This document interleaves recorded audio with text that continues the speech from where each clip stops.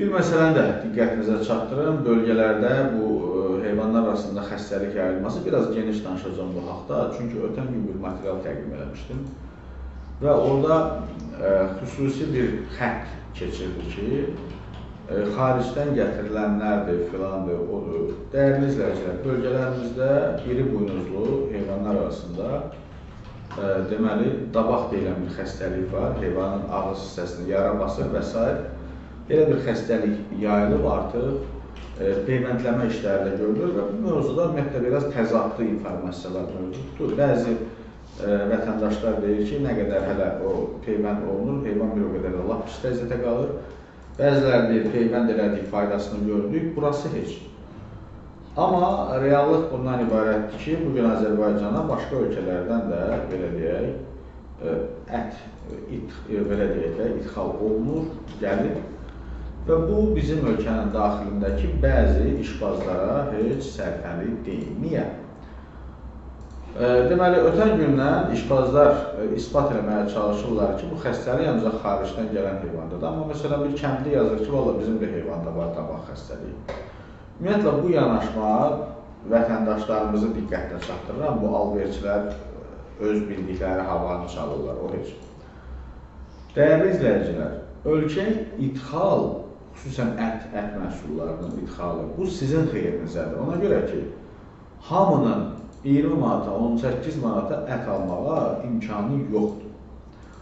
İstər Monqolistandan, istər Hindistandan, istər Ukraynadan, istər Pakistandan bura ətin ithal olunması ölkədə ət bazarında qiymətlərin bir qədər tənzimlənməsinə gətirib çıxarır. Yəni, bu alverçi tayfasının belə bir xüsusiyyəti var. Görəndə ki, bu bazarda mal bir dənə bundadır, qiyməti ildırım sürəti ilə artırır.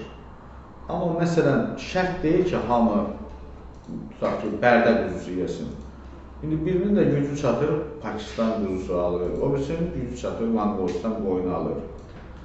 Yəni, burada müxtəlif çeşidlilik yarandıqca hər kəs üçün bu əlçatan olmağa başlayır. Məsələnin kötüyü budur. Amma ticarətçilər belə bir uydurma edirlər ki, yalnız bu xəstəlik, belə deyək, ölkənin xaricindən gətirilən heyvanlardadır. Xeyr, bölgələrdə də var. Yəni, bu elə bir şeydir ki, ölkə daxilində də ola bilər, ölkə xaricindən gətiriləndə də ola bilər və nəzərə alaq ki, bizdə o baytar müayinələri hansı yollarla həyata keçirilir, bunu, belə deyim, məndən daha yaxşı siz bilirsiniz. Hər gün o baytarlar səhər saatlarında gəlib o möhürü vururmu, o yoxlamanı aparırmı?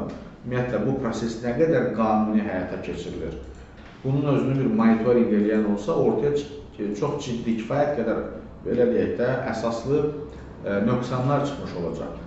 Ona görə də bu alverçi monopoliyasının xaricdən gətirilən ətlərdə də ancaq problem, belə deyək, düşüncəsinə, təfəkkürünə inanmayın. Və burada da qeyd olunur ki, bəli, xaricdən gətirilən deməli, ətlər, ümumiyyətlə, preslənmiş şəkildədir, dondurulmuş olur həmin ətlər və belə deyək də, bax, burada amma başqa bir fikir var, elə ətləri yeməkdənsə tərəvəz yemək düzgünü xeyr.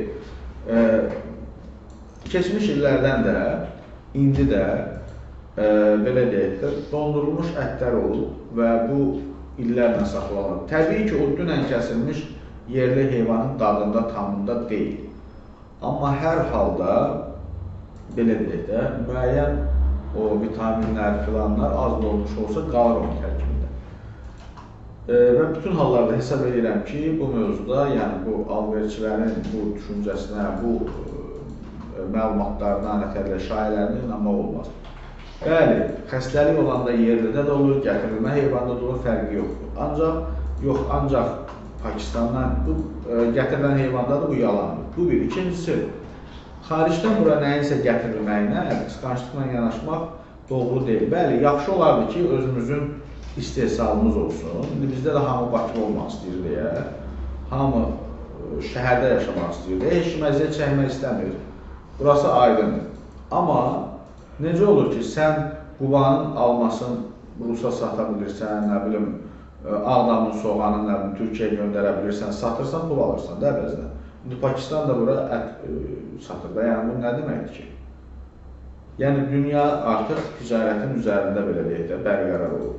Yəni hansısa ölkədən bura hansısa məhsulun nətər deyirlər, idxalı, bura gətirilməsi böyük bir problem deyil. Ona qalsa bütün tikinti materiallarımız Rusiyadan gəlir. Niyə səsimizi çıxartmırıq? Yəni o baxımdan sən məhsulunu Rusa, nə bilim, Türkiyə, o birisinə satıb pul qazana bilirsən, o da satmalıdır, təbii ki. Və sən dirənmirsən ki, yox, yaxşı ət 22 manatdır filan da, onun da hamının belə deyək, imkanı daxilində deyil 22 manatlıq ət almaq, 20 manatlıq ət almaq. O baxımdan da müxtəlif, belə deyək də, çeşidli, müxtəlif cür ətlərin olması da çox təbiidir.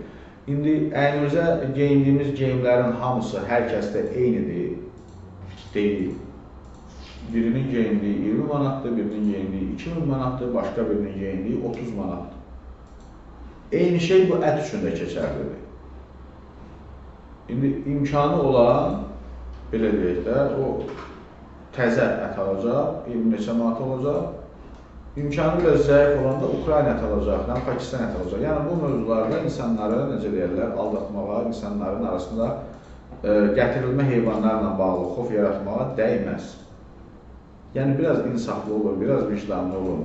Bu insanları, ümumiyyətlə bu alverçi, bax, mən sizə bir şey də deyim. Bu alverçi, ticarətçi tayfasına biraz insaf qıtlığı olur. Səbəbini də izah edəcəm sizə, məsələ nədir? Deməli, kəndli heyvanı bəsləyir, əziyyətini çəkir, nə bilim, nəf və s. və ilaxır.